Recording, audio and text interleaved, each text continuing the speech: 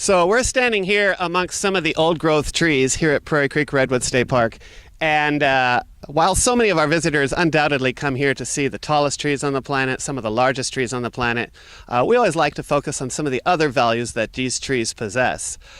Coast redwoods are a landscape unto themselves. If you look at these trees, at the base, yeah, it looks like a big fat trunk. But when you go higher and higher and higher, a lot of these trees, they have really incredibly complex canopies and a host to a variety of species of life, not just plants, but fungus, lichens, and wildlife. We have something called an epiphyte that grows on these trees. Now, epiphytes are just plants that grow on another plant without doing any damage to it. They're not parasites. Redwoods can host up to over 100 species of epiphytes on the rotten sections of a living tree.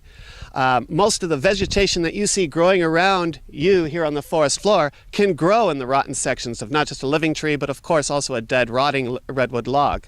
So they are actually habitats unto themselves.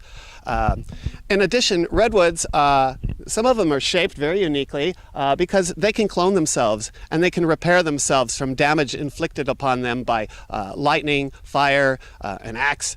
And so by cloning themselves, they can actually spread very slowly in circles, what we call family circles, throughout the forest. Now, they also do reproduce from seed. You'll be surprised that the tallest tree on the planet has a seed this big. That's all you get from a redwood. But it's not very common to find seedlings in this habitat because there's a lot of trees hogging up the light.